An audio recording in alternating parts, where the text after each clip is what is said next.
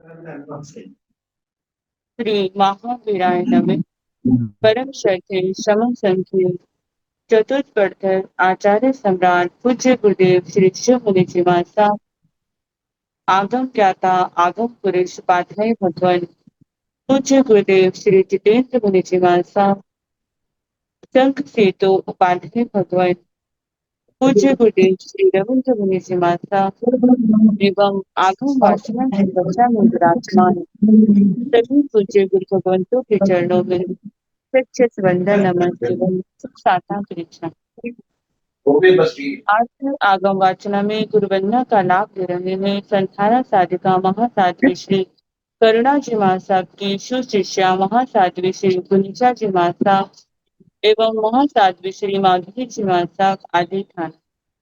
देखो तो आया बयान करे वदामी नामं शामे सकारे में समाने में कलाना मंगला देव्यं केव्यं पजवाशामि नसीन वंदना देखो तो अनन्नं कर्यमि वन्दामि नामं शामे सकारे मे सम्माने मे कल्याणं देव्यं सेव्यं पद्माशामि मुखेन वन्दना देखो तो अनन्नं कर्यमि वन्दामि नामं शामे सकारे मे समाने मे कल्याणं मङ्गलं देव्यं सेव्यं पद्माशामि मुखेन वन्दना।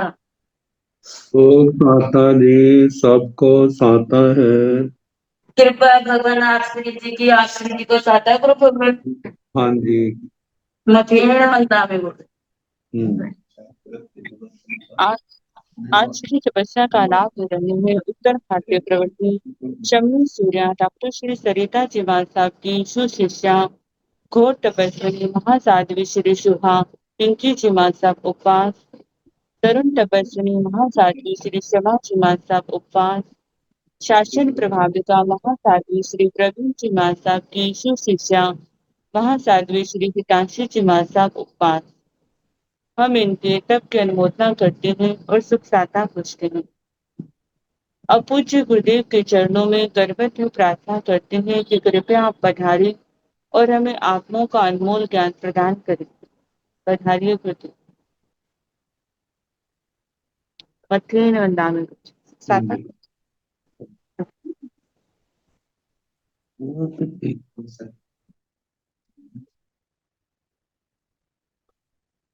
नमो अरिहंताण नमो सिद्धाण नमो आयर्याण नमो ओवधायाण नमो लोये सव साहोण पंच नमोकारो तव पावकणासनो मंगलानां सन्देशे परमं हवै मंगलम्।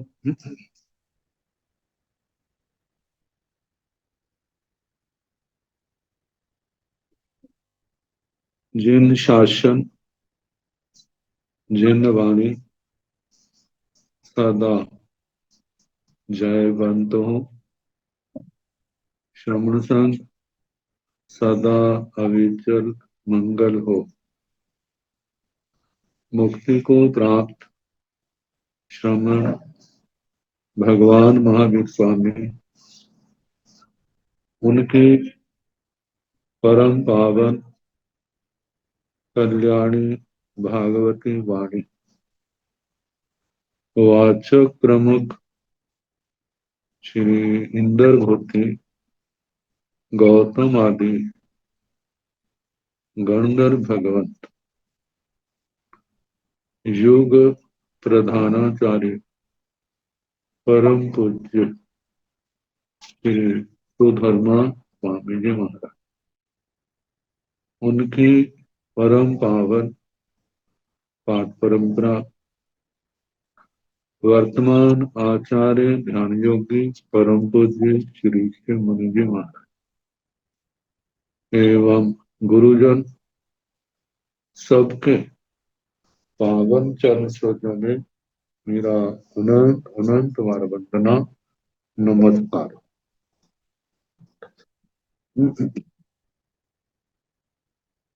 आगम परिषद में विराजमान वरिष्ठ मुनिराज, अन्य मुनिवृंद, परम आदरणीय भगवती स्वरूपा महासाध्य श्री अनुयोग द्वार सूत्र की वाचना प्रारंभ है, जो समाप्ति की ओर बढ़ रही।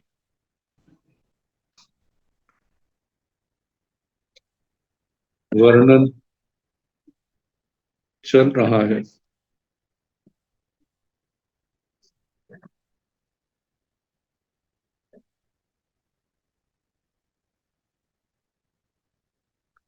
निक्षेप। निक्षेप के तीन भेद, ओग निष्पन्न, नाम निष्पन्न, सूत्र लापक निष्पन्न। ओग निष्पन्न, उसके चार भेद, अध्ययन, अक्षीण, आय और क्षपणा। इनमें तीसरा आय का वर्णन चलता।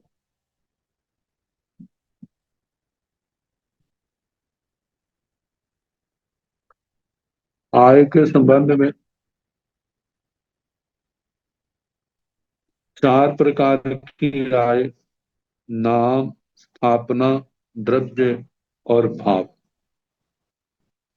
नाम स्थापना कई बार इनका वर्णन आ चुका। द्रव्य आय के आगम, नो आगम से भेद। नो आगम से ज्ञायक शरीर, भव्य शरीर, ज्ञायक शरीर, भव्य शरीर व्यक्ति द्रव्य आय। ज्ञ शरीर, भव्य शरीर का वर्णन हो चुका है। ज्ञ शरीर, भव्य शरीर व्यतिरिक्त द्रव्य आय के तीन भेद, लौकिक, कुप्रावचनिक और लोकोत्तरिक। लौकिक आय में तीन भेद, द्रव्य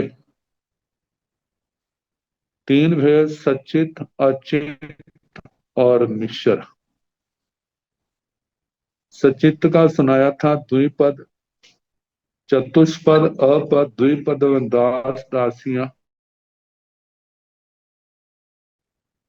से कीर्तन मीसाय, मीसाय दासाण, दासीण, आषाण, अत्तीण, समापरिय उज्जालंकियाण, आय सेतम मीसाय सेतम लोय। मिश्र आय का क्या स्वरूप है? मिश्र में लिया जाता है जैसे दास, दासियां, अश्व, हाथी, घोड़े आदि।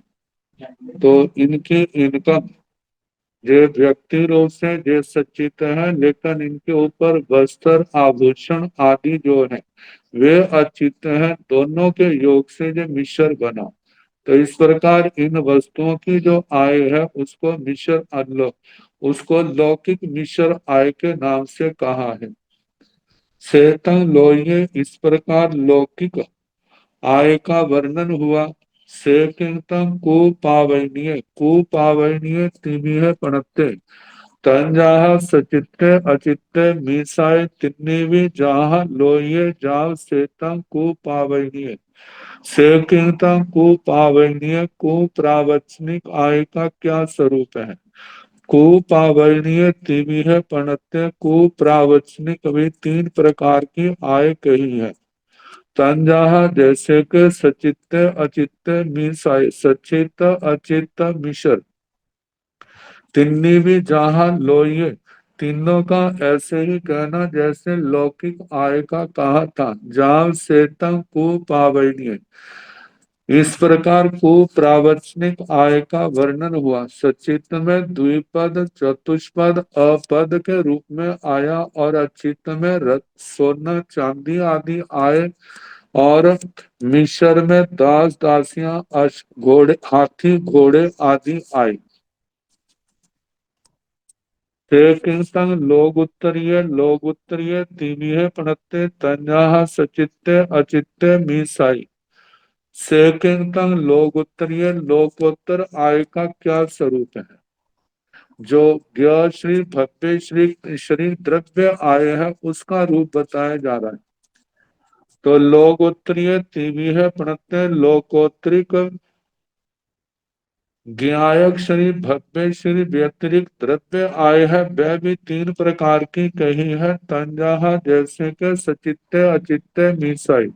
सचित अचित और मिश्र।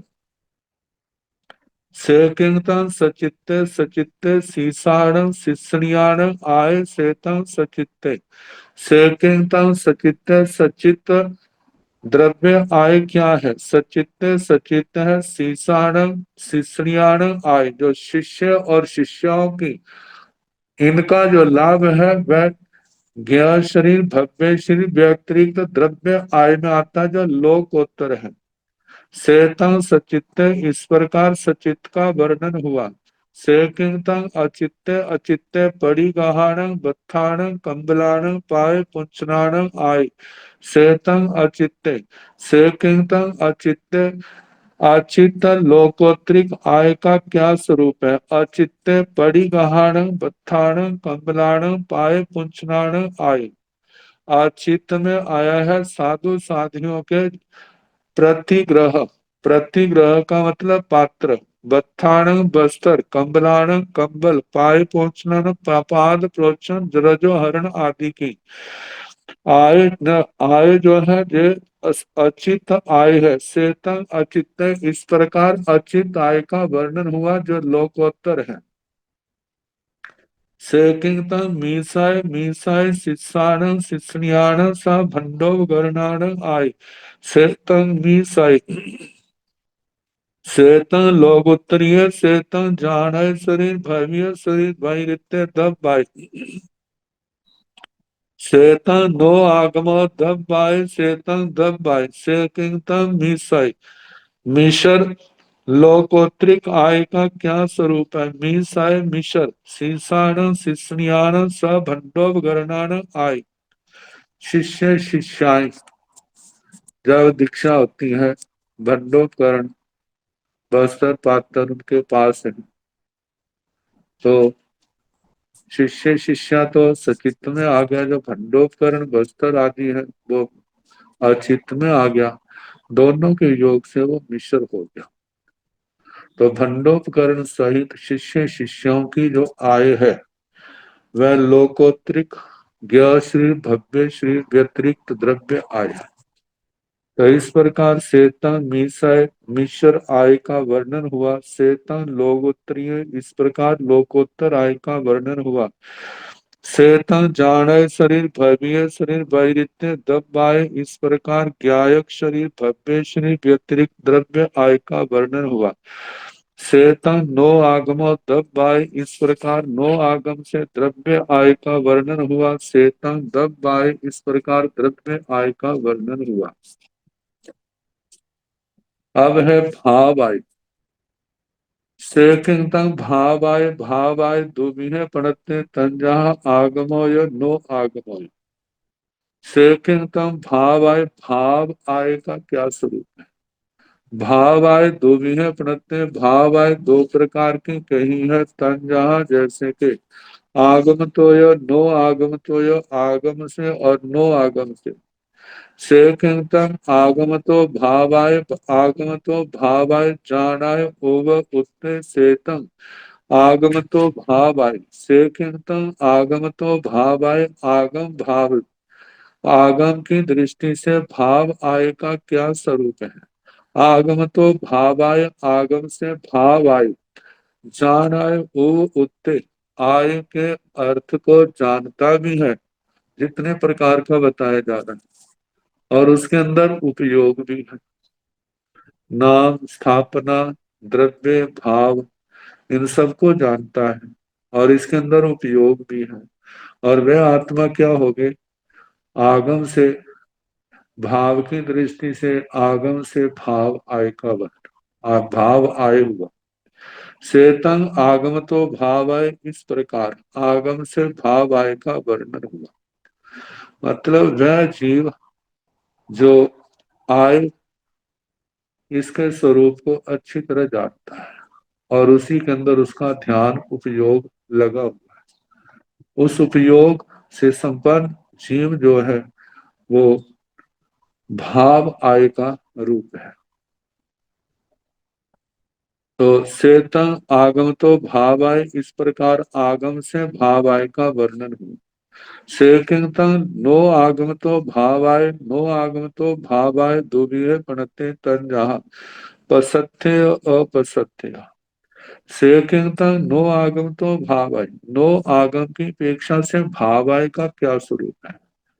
नो आगम तो भाव आय, दुबिये पणते, नो आगम से भाव आय का भाव है दो प्रकार की।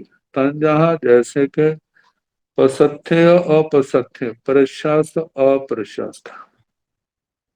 प्रशस्त का मतलब जो आत्मा के लिए हितकारी है, और प्रशस्त का मतलब जो आत्मा के लिए हितकारी नहीं है। ये देखा जाए ये सारा लोकोत्तर है, लोक से ऊपर उठ करके पक्ष है, जिसका संबंध आत्म अध्यात्म से है, आत्मा से है। अब अच्छे गुण आत्मा में पैदा होते हैं, आए तो वो भी है, और जब दोष पैदा होते हैं आए तो वो भी है। जिससे आत्मा का उत्थान होता है, आत्मा का विकास होता है, गुणों का विकास, वो तो प्रशस्त है। और जिसमें आत्मा का पतन होता है वो क्या है? अप्रशस्त। तो भाव पक्ष में, लोकोत्तर में इनको महत्व दिया है। हमें देखना है कि हमारी कौन सी आय बढ़ रही है। क्या हम संबर की ओर बढ़ रहे, निर्जरा की ओर बढ़ रहे हैं, या आश्रम या बंद की ओर बढ़ रहे हैं? आश्रम बंद की ओर बढ़ रहे हैं तो वो प्रशस्त नहीं है। संवर निर्जरा की ओर हमारी आत्मा चल रही है तो वो प्रशस्त नहीं। तो बताया है सेकिंगता पसत्थे, पसत्थे टीवी है पणत्थे तन जहा नाराय दंसनाय चरिताय सेतम पसत्थे। सेकिंगता पसत्थे प्रशस्त, नो आगम की दृष्टि से प्रशस्त भाव आय का क्या स्वरूप है? पसत्थे तीविहे पणत्थे, तो ये तीन प्रकार की कही है। तंजहा जैसे के नान आय, ज्ञान आय, ज्ञान का लाभ होना। ज्ञान का लाभ कब होगा? जब शुद्ध ज्ञान का अभ्यास किया जाएगा। वाचना, परीक्षना, परिवर्तना, अनुप्रेक्षा, इसके अंदर हम खोए होंगे तो हमारा ज्ञानावरणीकरण क्या होगा? वो हल्का होगा। जितना ज्ञानावरणीकरण हल्का होगा, हमारी आत्मा का ज्ञान गुण है उसका प्रकाश उतना बढ़ेगा, सूक्ष्म बढ़ेगा। जो हमारी भाव आए, प्रशस्त, दर्शन आए, दर्शन आए, दर्शन आए जहां पर एक तो चक्षु दर्शन, अचक्षु दर्शन, अवधि दर्शन आते हैं। दूसरा जो है सम्यक दर्शन का आता है। चक्षु दर्शन, अचक्षु दर्शन तो आत्मा ने अनंता बार अवधि दर्शन भी पाए। मानो सम्यक दृष्टि नहीं था, मिथ्या दृष्टि, जब भी देवता बना, नारकी बना, तो उसके पास अवधि दर्शन तो आया ना। उस अवधि दर्शन का इतना महत्व नहीं है जितना महत्व सम्यक दर्शन का है। सम्यक दर्शन आने पर आत्मा को ये एहसास होता है बंध के कारण कौन है और संवर निर्जरा के कारण कौन से। और देखा जाए तो सम्यक दृष्टि बड़ा क्या है? एक तो जीव अजीवादि तत्वों का बोध होना, और दूसरा है कि हमें जे एहसास हो जाए जे बंध का कारण है, जे निर्जरा का कारण है, संबर का कारण। हम उससे कितना बचते हैं ये बात 2 नंबर पर है। लेकिन यदि जे एहसास हो गया है जे जे बंध का कारण है, संसार परिभ्रमण का कारण है, और जे वो कारण है जो भगवान ने कहे हैं जिनसे संबर और निर्जरा होती है, जे समझ आ गए हैं, दिल दिमाग में बैठ गए, तो हम कहेंगे जिस जीन सम्यक दृष्टि है। और जब जो आश्रम बंध के कारण है उनसे हम पीछे हटते, संबर निर्जरा की ओर बढ़ते हैं, इसका मतलब भाव से चरित्र हमारे अंदर आने लगते हैं। जब हम प्रतिकूल परिस्थितियों में दृढ़ रहते हैं तो समझना हमारे अंदर तपस्या के क्षण जा रही, वहां निर्जरा हो रही है। तो इस प्रकार नाण आए दंशन आए, ज्ञान आए दर्शन आए। दर्शन आए का मतलब सम्यक दर्शन का आना होना। ये क्या है? भाव आए, सम्यक्तों का निर्मल होना, मतलब उपशम क्षोपशम और उसके बाद क्षय की ओर बढ़ना, ये भाव आए। और तीसरा है चरित्र आए, चारित्र आए। चारित्र का एक है आना और एक है उसके अंदर निर्मलता आना, और एक है विपरीत परिस्थितियों में दृढ़ता का आना। परिसय उपसर्गों के अंदर भी क्या है? आत्मा परिसयों से, उपसर्गों से घबराता नहीं है। और ऐसी आय क्या है? चारित्र आय, चारित्र का प्राप्त होना। चारित्र के भी कितने स्थान हैं, मतलब उत्तरोत्तर आगे से आगे वर्तमान परिणामों का होना, ये चारित्र आय।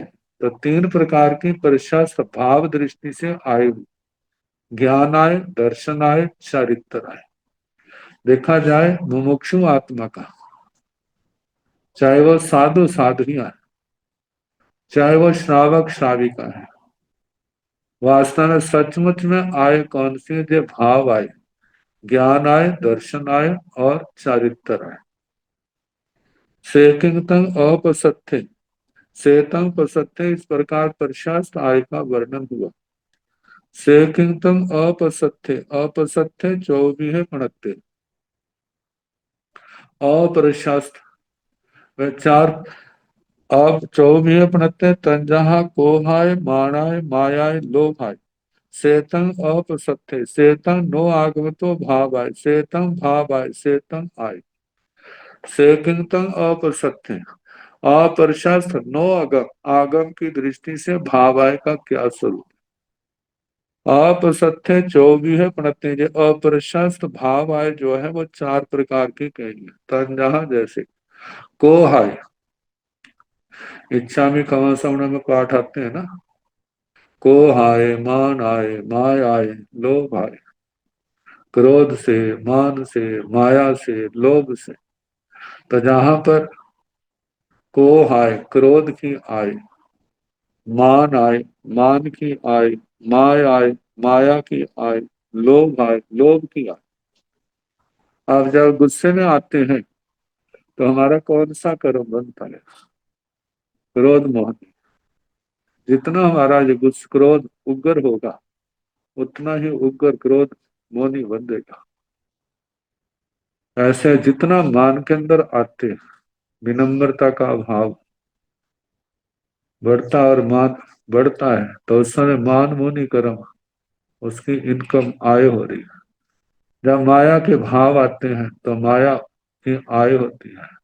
जब लोभ के भाव आते हैं तो लोभ की आय होती है।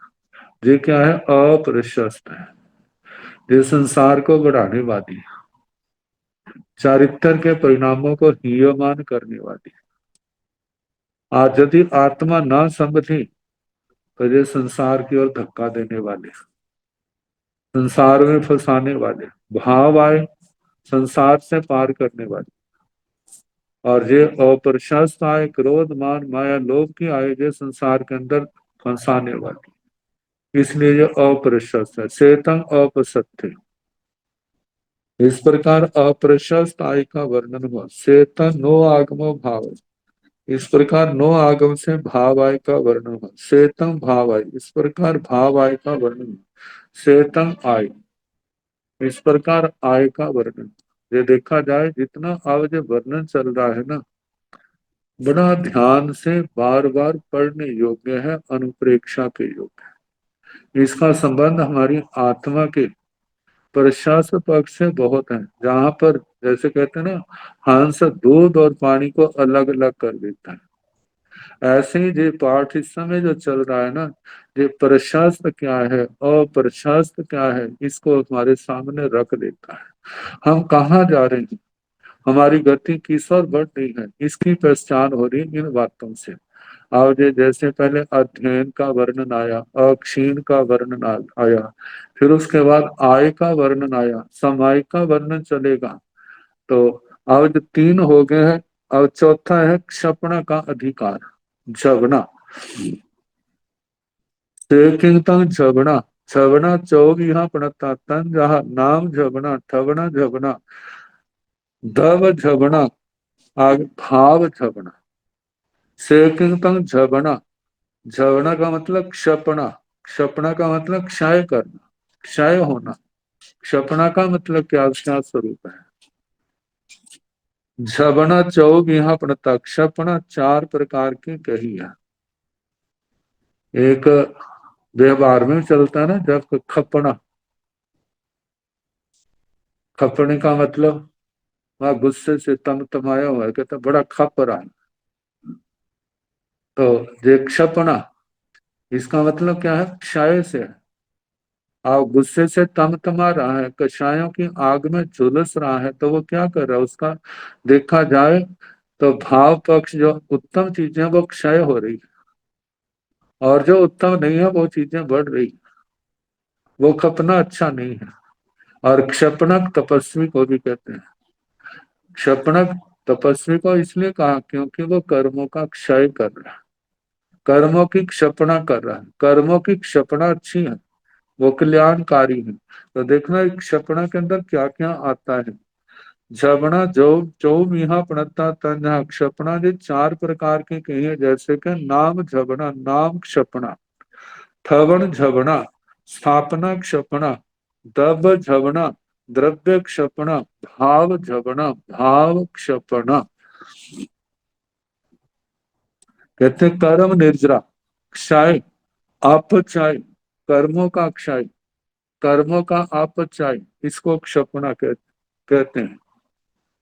तो इसके चार भेद, नाम स्थापना, द्रव्य भाव। नाम ठवना पुब भणिया, नाम स्थापना, किसी का नाम क्षपणा रख दिया। कोई कर्म निर्जरा कर रहा है, साधु साध्वी, श्रावक श्राविका, कोई आतापना ले रहा है, तपस्या कर रहा है, ऐसे का चित्र है, स्टैच्यू है, बुद्ध है, उसको क्या कहते हैं, स्थापना क्षपणा। सेकिंग दब झबना, दब झबना दुमिहा प्रणता तन जहा आगम तो या नो आगम तो। सेकिंग दब झबना द्रव्य क्षपणा का क्या स्वरूप है। दब झबना दुविहा प्रणता, द्रव्य क्षपणा दो प्रकार की कही है, तन जहा जैसे के। आगम तो या नो आगम तो यो, आगम की दृष्टि से और नो आगम की दृष्टि से। आगम की अपेक्षा से और नो आगम की अपेक्षा से। आगम में ज्ञान का पक्ष लिया जाता है, नो आगम में ज्ञान के साथ क्रिया को लिया जाता है। तो सेकिंग आगम तो दब झबना, आगम तो दब झबना जसन झबड़ेती पदम सिखियं थितं जीतं मितं परिजीयं। शेषं जहाँ दब झैन ताहा भाणी अबं जाव सेतं आगम तो दब झबना। सेकिंग आगम तो दब झबना, आगम की अपेक्षा से द्रव्य क्षपणा का क्या स्वरूप है। आगम तो दब झबना, आगम की अपेक्षा से द्रव्य क्षपणा जसन झवनेति पद, जिस व्यक्ति ने क्षपणा इस पद को सीखा है, थियम धारण किया है, चितम उसका परिचय अभ्यास किया है, मितम इतना अभ्यास उसके अक्षर प्रमाण आदि को भी समझ लिया है, परिचय बार बार अभ्यास किया है, शेषम जहाँ तब जैन बाकी ऐसे कहना शेष जैसे द्रव्य अध्ययन में कहा था, कहा भानियम्ब वैसे कहना चाहिए, जाव सेता नो आगम तो द्रव जवना, इस प्रकार आगम की दृष्टि से द्रव्य क्षपण का वर्णन हुआ। किंता नो आगमो दब झवना, नो आगम तो दब झवना तिमिहा पणता तन जहा, जान शरीर दब झवना भव्य शरीर दब झवना, जान शरीर भव्य शरीर वैरिता दब झवना, से किंता नो आगमो दब झवना, नो आगम की अपेक्षा से द्रव्य क्षपणा का क्या स्वरूप है, नो आगमो दब झवना तिमिहा पणता, नो आगम की अपेक्षा से द्रव्य क्षपणा तीन प्रकार की कही है, तन जहा जैसे कि जाड़ शरीर दब झवना, ज्ञायक शरीर द्रव्य क्षपणा, भव्य शरीर दब झवना भव्य शरीर द्रव्य क्षपणा, जाड़ शरीर भव्य शरीर वैरिता दब झवना, ज्ञायक शरीर भव्य शरीर व्यतिरिक्त द्रव्य क्षपणा, सेकिंतन जाने शरीर दब झवना, ज्ञायक शरीर द्रव्य क्षपणा का क्या स्वरूप है, जाने शरीर दब झवना ज्ञायक शरीर जाने शरीर दब झवना झवना पयत्था ही गात जाने स जं शरीरियम बब गए चुअ चाहिए चत देहं शेषं जहा दब झैणे झावय सेतं जाने शरीर दब झवना, सेकिंता जाने शरीर दब झवना, ज्ञायक शरीर द्रव्य क्षपणा का क्या स्वरूप है, जाना शरीर दब झवना ज्ञायक शरीर द्रव्य क्षपणा झवना पयत्था ही गा जाने से, क्षपणा इस पदार्थ के अधिकार का जो जानकार है, ज्ञाता है, उसका जन शरीर जो उसका शरीर है, बब गए चुआ चाहिए जात देह जो निष्प्राण देह है, उसके प्राण अपने आप आयुष्य कर्म के समाप्त होने से उसका जीवन समाप्त हो सकता है, पहली बात। और ऐसा भी हो सकता है पूर्व जन्मों के पाप कर्म के उदय के कारण से किसी ने उसका वध कर दिया है, ऐसा भी हो सकता है चाता देह, और ऐसा भी हो सकता है जिसने ज्ञान पूर्वक समाधि मरण प्राप्त किया हो और उसका शरीर निष्प्राण हुआ हो। तो ऐसे देह को देख करके ओहो इसने इस शरीर के अंदर क्षपणा इस पद को जाना था, इसकी प्ररूपणा की थी, लेकिन अब जो शरीर है तो उस क्षपण जानने में शरीर कारण है, जहाँ दब झेड़े जैसे द्रव्य धेन में मधु कुंभ का और घृत कुंभ का दृष्टांत दिया था, वही जहाँ पर जानना,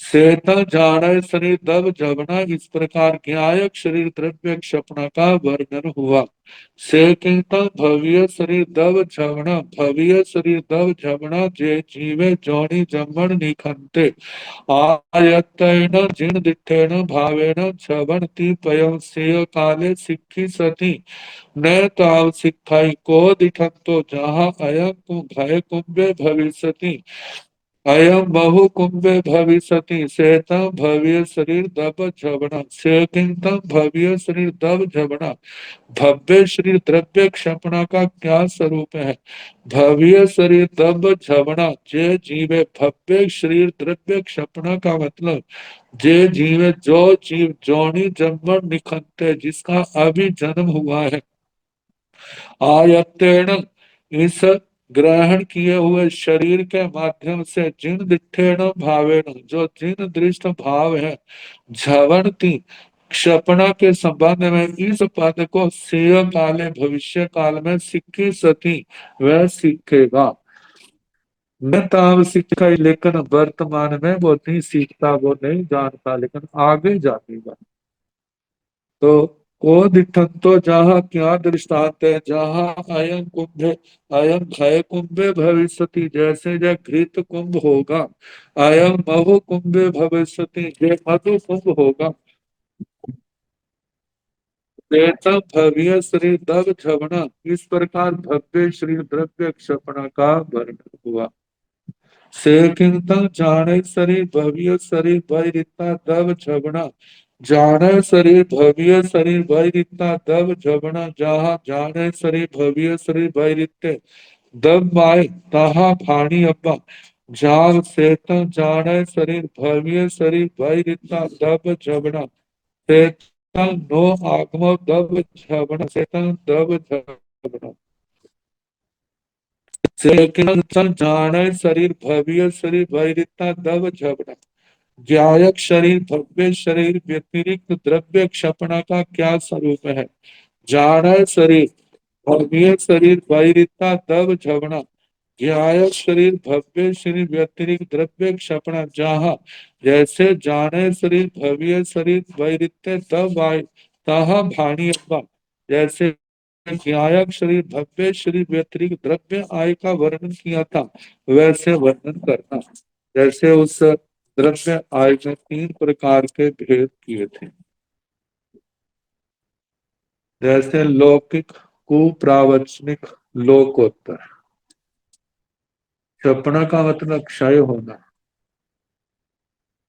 तो जहां पर लौकिक सचित्त का विनाश अचित्त का विनाश मिश्र का विनाश, लौकिक दृष्टि से ये हो गया।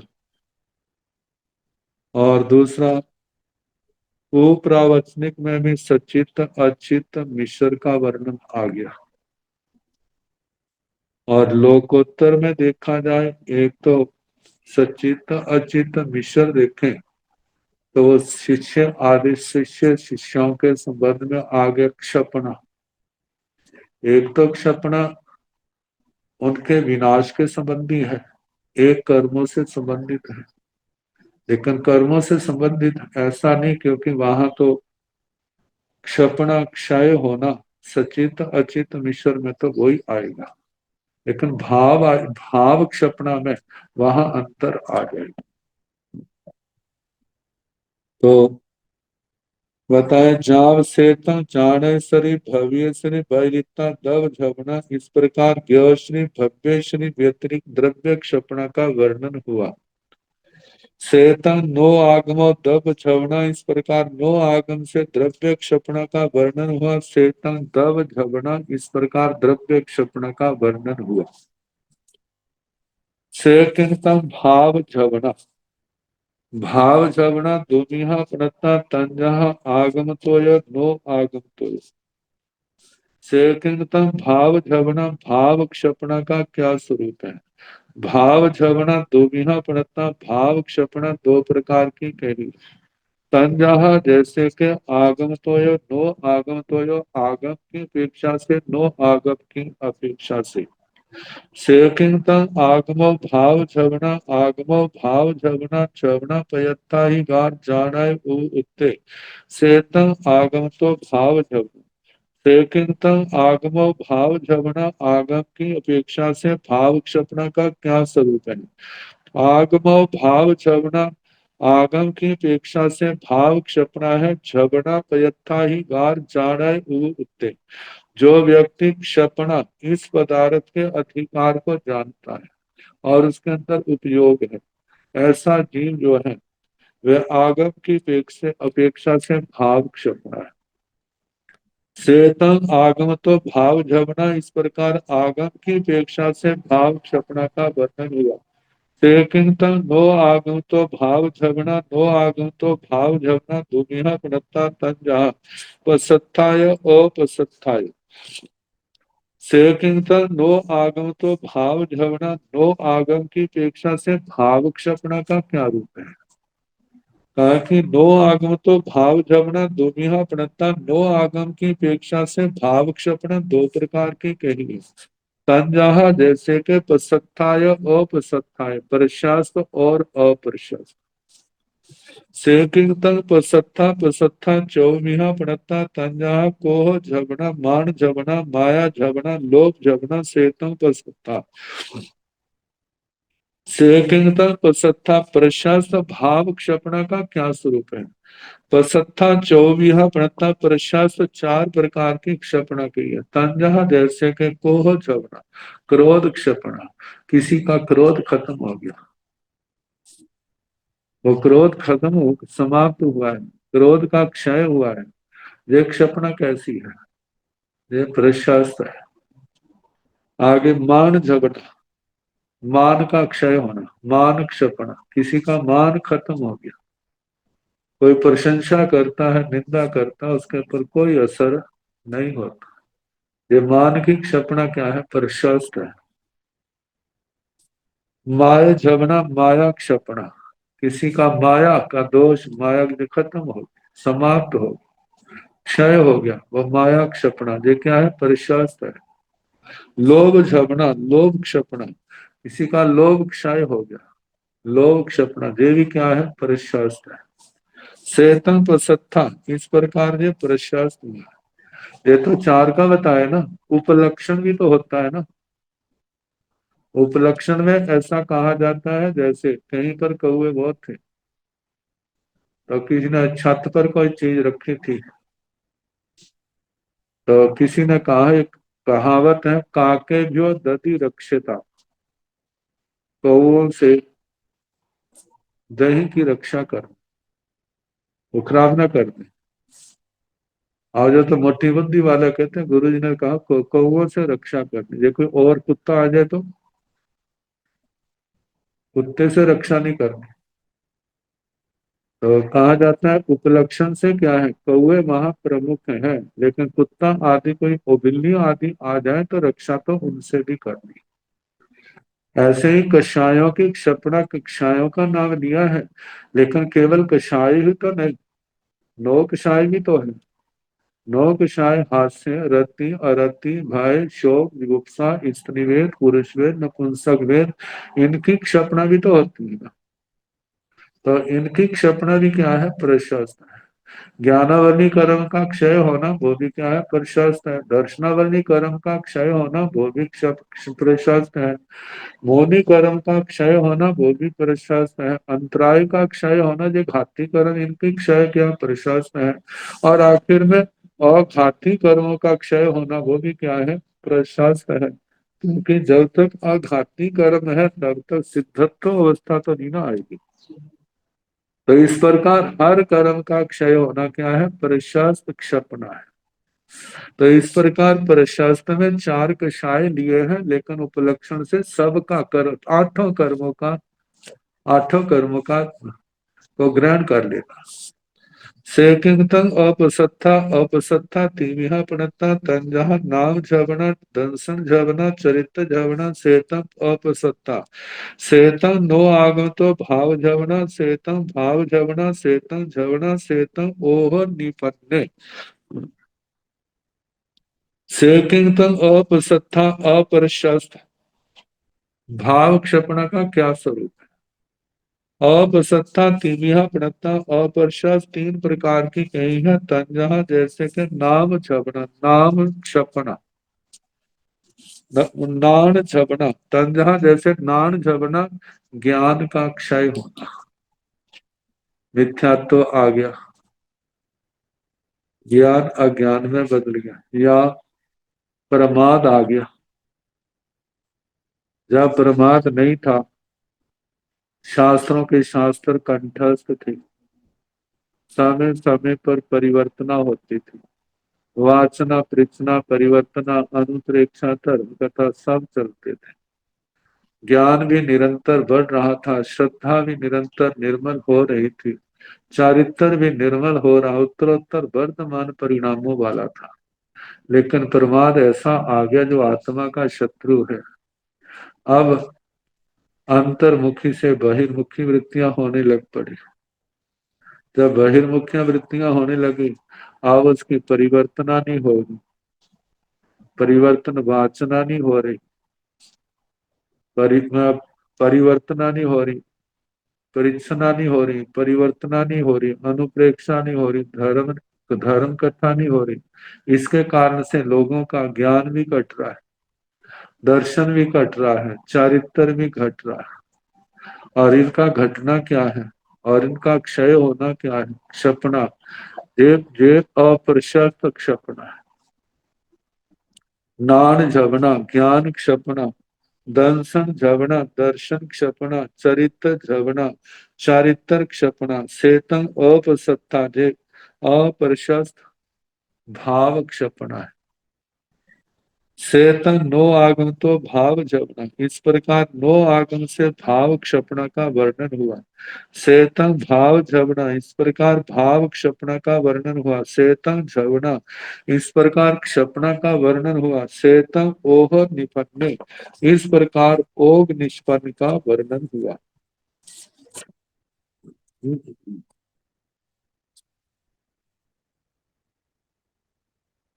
निक्षेप के तीन भेद बताए थे, ओग निष्पन्न, नाम निष्पन्न और सूत्र लाभक निष्पन्न। ओग निष्पन्न का वर्णन हुआ। अब इसके आगे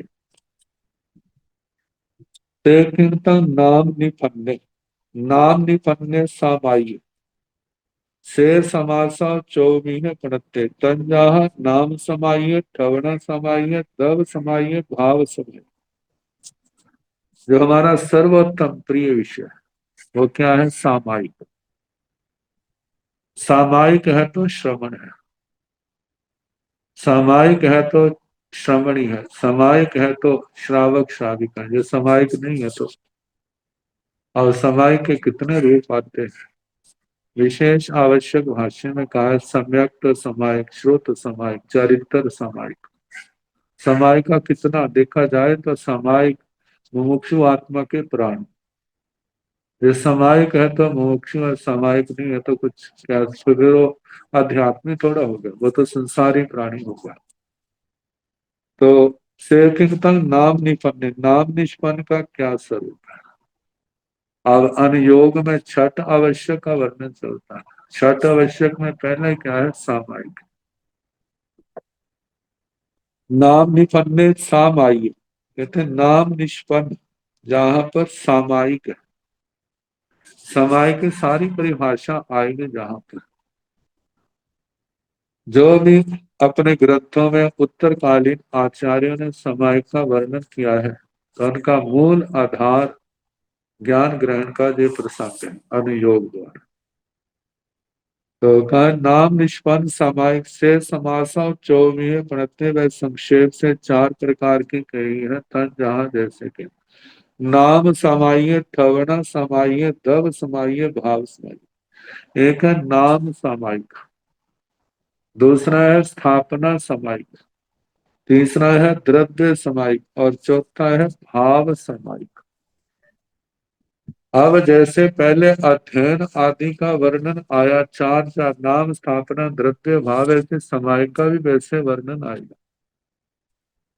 नाम ठवना पुब भणियाओ, नाम ठवना पुब भणियो, नाम स्थापना का जैसे पहले वर्णन किया था वैसे जाना।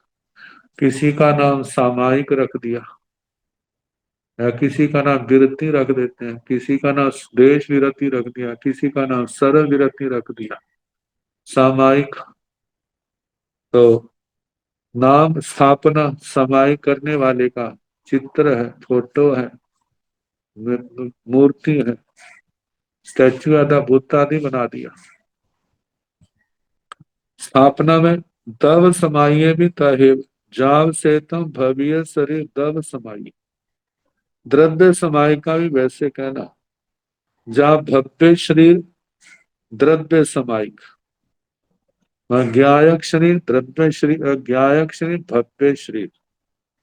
तो जहां पर द्रव्य समाय का वर्ण कैसे आएगा?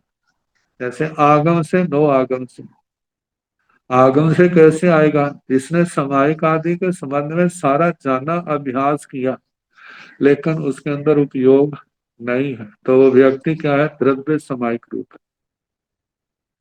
और उसके आगे नो आगम की अपेक्षा से, नो आगम की अपेक्षा से ज्ञायक शरीर भव्य शरीर और ज्ञायक शरीर भव्य शरीर व्यतिरिक्त।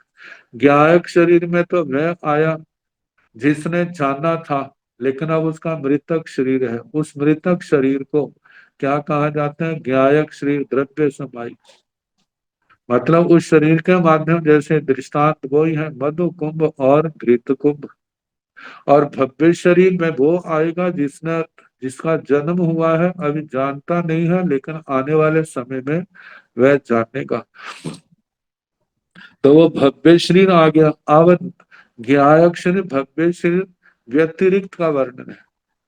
से कीर्तन जाने सरि भव्य सरि वैरित्य दव समाये जाने सरि भव्य सरि वैरित्य दव समाये पत्तय पोथय लिहिया सेतं जाने सरि भव्य सरि वैरित्य दव समाये सेतं नो आगमतो दव समाये सेतं दव समाये से कीर्तन जाने श्री भव्य श्री वैरित्य दव समाये ज्ञायक श्री भव्य श्री व्यतिरिक्त द्रव्य समाय का क्या स्वरूप है।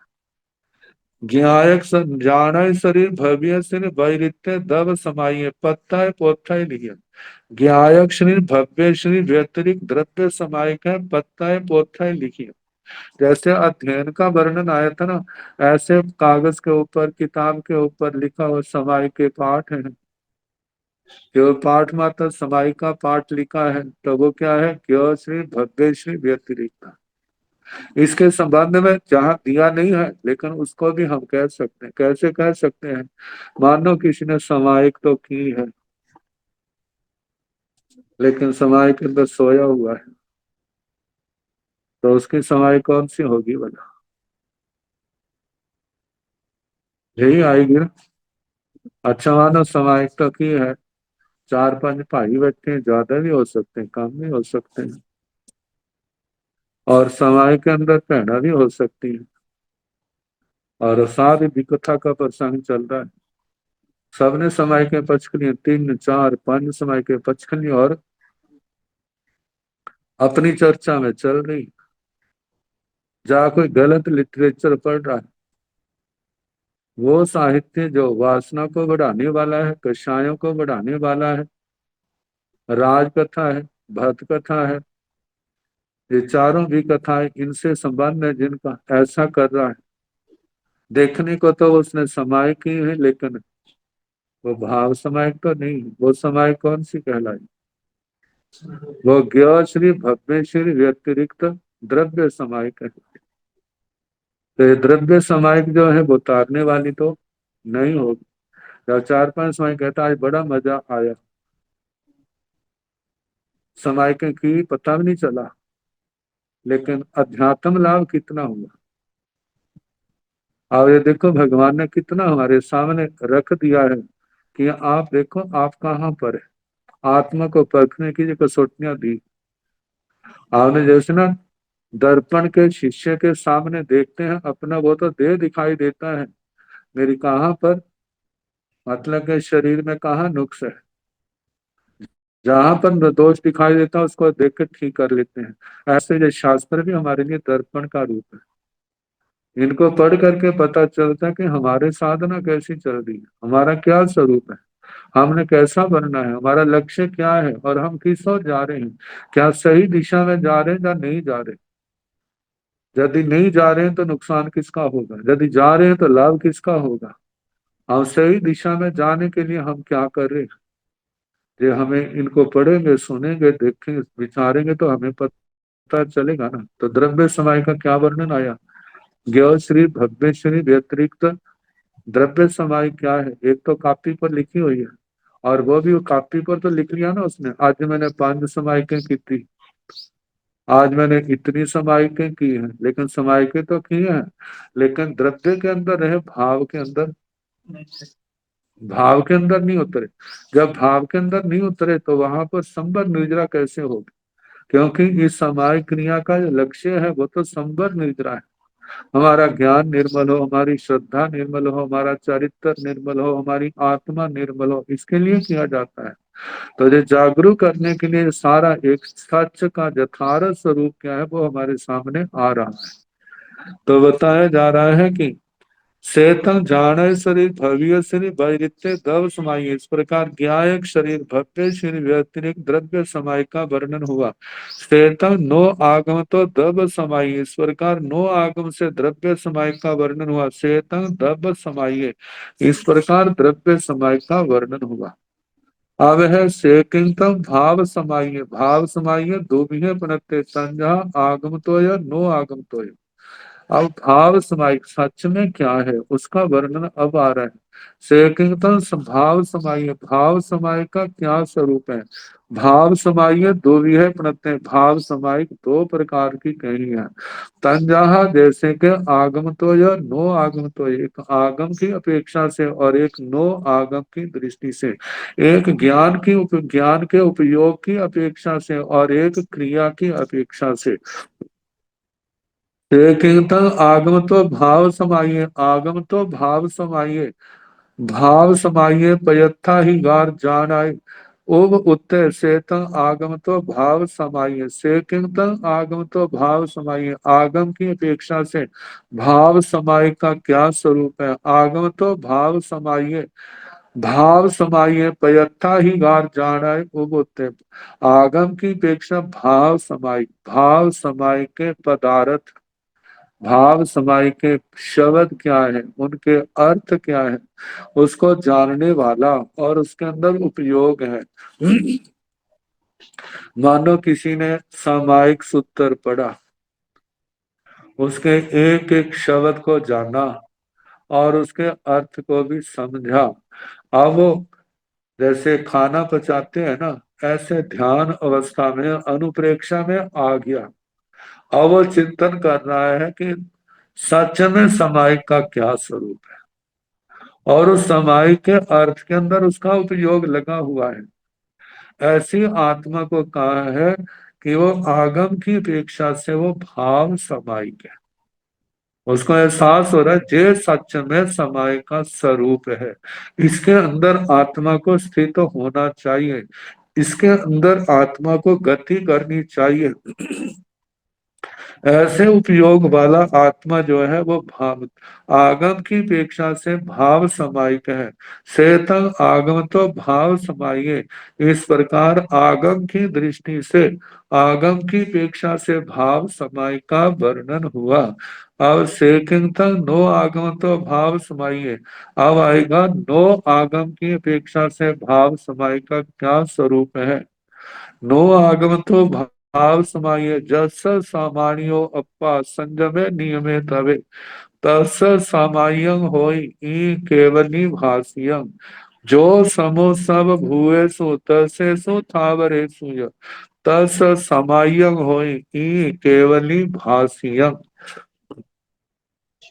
देखता नो आगमो भाव समाये, नो आगम की अपेक्षा से भाव समाय का क्या स्वरूप है। नो आगम तो भाव समाये, नो आगम की अपेक्षा से भाव समायिक है।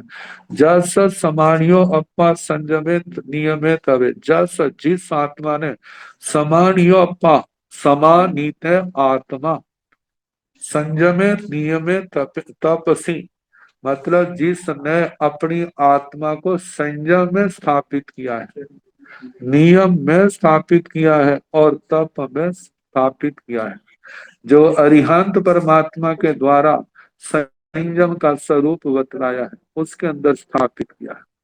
मतलब 17 प्रकार का संयम है, जैसे प्राणातिपात विरमण, विरशावाद विरमण, अदत्ता दान विरमण, मैथुन विरमण, परिग्रह विरमण, पांचों इंद्रियों को वश में करना, चारों कषायों को जीतना, मन वचन काया को जीतना, इनके अंदर अपने आप को, जो अपनी आत्मा को लाया है। जहाँ पृथ्वी काय संयम, अप काय संयम, तेजस काय संयम, वायु काय संयम, वनस्पति काय संयम, द्विन्द्रिय संयम, त्रिन्द्रिय संयम, चतुर्न्द्रिय संयम, पंच इंद्रिय संयम, अजीव काय संयम, आगे प्रेक्षा संयम, उपेक्षा संयम, परिवार्जना संयम, परिस्थापना संयम, मन संयम, वचन संयम, काय संयम, इसके अंदर लाया है। और नियम जो उत्तर नियम, उत्तर गुण पचखान है, उनके अंदर तवे तप में 12 प्रकार के तप में जिसने अपने आप को स्थापित किया है। तस् समायं हो, उसकी समायिक होती है यही केवली भाष्यम। ये किनका कथन है, किसी शब्दमस्त का कथन नहीं है, ये केवली भगवंतों का, अरिहंत परमात्मा का कथन है। भाव समय कौन सी है, जिन्होंने अपने आप को संयम में, तप में, नियम में अपने स्थापित किया है। जो समो सब भूए सो तसे सो थावरे सुय, तस समाया होई ई केवली भाषिया। जितने त्रस स्थावर जीव है, स्थावर जीव पृथ्वी का है, अप का है, तेजस का है, वायु का है, वनस्पति का है, त्रस दो इंद्रिय, तीन इंद्रिय, चार इंद्रिय, पंच इंद्रिय, जितनी भी ये जीव निकाय है, इनके प्रति क्या है, जो समो सब भूल, सब प्राणी मात्र के प्रति क्या हो गया है, सम है। जैसे सारे जीव जीना चाहते हैं, कोई मरना नहीं चाहता, इसलिए निर्ग्रंथ लोग सब प्रकार के प्राणी वध का परित्याग करते हैं। ऐसा सोच करके सब जीवों के प्रति समता भाव, न किसी के प्रति राग, न किसी के प्रति द्वेष, ऐसे तस समाय हो, उस आत्मा के समायिक होती है। ई केवली भाषियों, जो किन्होंने कहा है, केवली भगवंतों ने।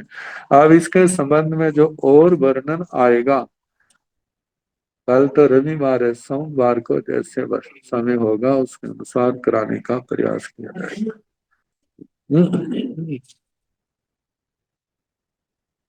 नमो अरिहंताण, नमो सिद्धाण, नमो आयरियाण, नमो उगधायाण, नमो लोये सव साहोण, ऐसो पंच नमो कार सव पावपणासण, मंगलानंद सम्मेल सिंह परम हवै मंगलम। श्री चतारि मंगला मंगला सिद्धा मंगला साहु मंगला, केवले मनाता धम्मो मंगला चतारि लोकतम, हंता लोकतम, सिद्धा लोकतम, साहु लोकतम, केवले मनाता धम्मो लोकतम चतारि शरणं प्रव्रजामि, आर्यहंते शरणं प्रव्रजामि, सिद्धे शरणं प्रव्रजामि, साहु शरणं प्रव्रजामि, केवली पुनतं धम्मं शरणं प्रव्रजामि। चार शरण, सुख करने, दुख करने, मंगल करने और शरणा नहीं कोई, जो भव प्राणी आश्चर्य अक्षय अमृत। सबको यथा योग्य वंदना सुख साथ। नमस्ते वंदना गुरु जी। सुख साता है गुरु जी।